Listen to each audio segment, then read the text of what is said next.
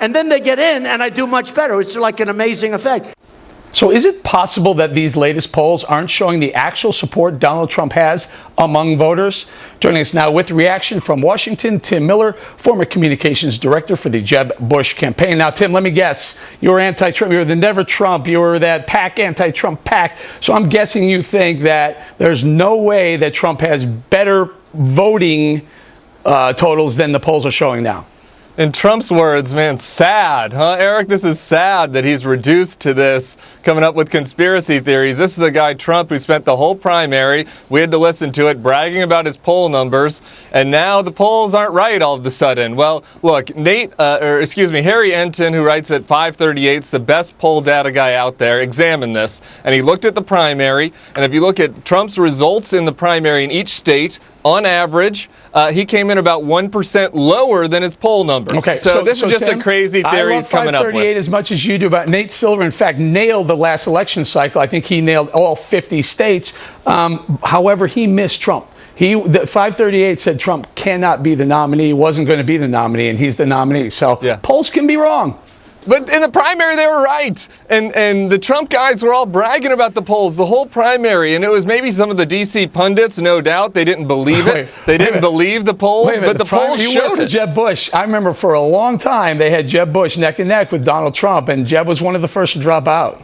Yeah, well, look, Eric, that's what I said. We realized in probably about September or October that the polls were right. I mean, we didn't believe them at the start because we thought Trump would go down, but we realized that they were right, and they bore out. And here's the thing that Trump fans have to realize. He's going to get crushed by Hillary Clinton. I came on your show 3 months and told you that. All of the data is there. You can wish and hope if you want. He couldn't be the nominee. Here's the problem with some of the polls.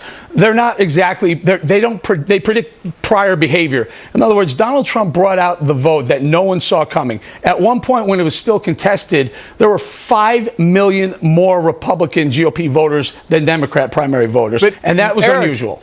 Eric, but he did worse than the polls in the primary. This is the thing. You can wish and hope, but the data is on the side of Trump struggling, and here's why.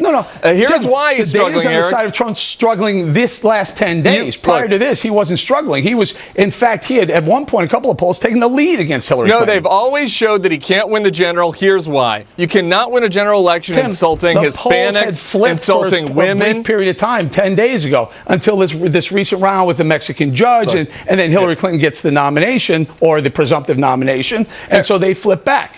Eric, here's the thing.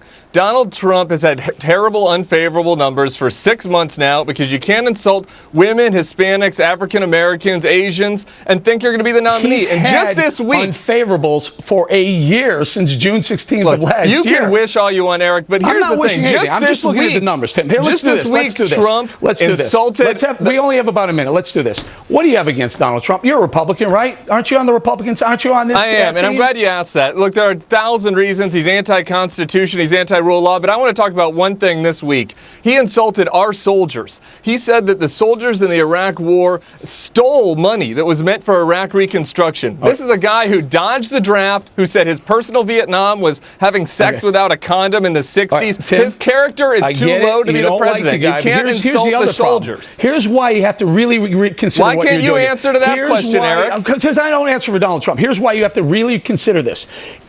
Number one, Scalia's seat's Supreme Court seat's going to be replaced. If up to three more Supreme Court seats get replaced by Hillary Clinton as president, the left wins, Tim, and the left wins for a long time. Donald Trump You're a young guy. It'll be a left-leaning court. He's not been a consistent conservative. There's no reason to trust he'll put a conservative on the court. A special way to spend Sunday night. We'll be right back.